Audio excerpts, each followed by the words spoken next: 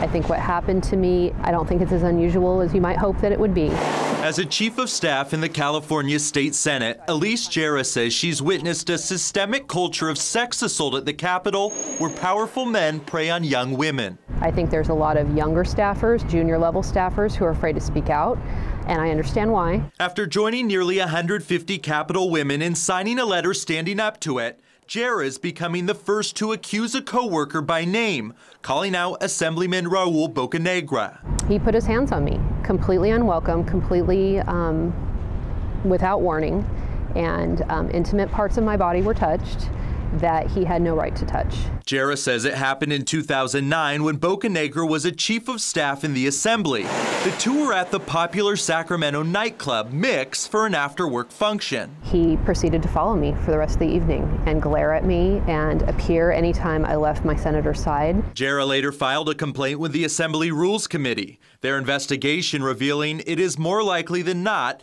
that Mr. Bocanegra engaged in behavior that night which does not meet the Assembly's expectations for professionalism.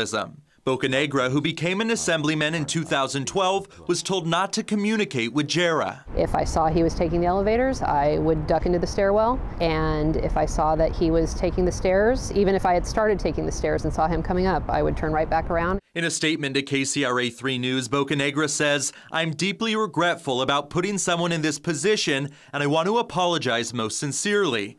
Jarrah is hoping her story will inspire others and increase awareness, using her voice to break the silence. We're talking about sexual assault. We're talking about rape. We're talking about people not able to give consent.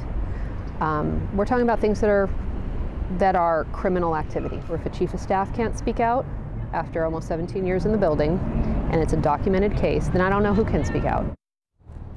Jarrah says right now there is a practice among women who work at the Capitol of sharing information to protect each other against men who behave inappropriately. She hopes that speaking out publicly will become a new defense tactic. Reporting live in Sacramento, Tom Miller, KCRA 3 News. Well, Tom, we have this. There's already fallout from this accusation against the Assemblyman Raul Bocanegra. Assemblymember Cristina Garcia tweeted this out tonight saying, "I refuse to work with Assemblyman Bocanegra and anyone who takes part in harassment or assault. #I stand with Elise."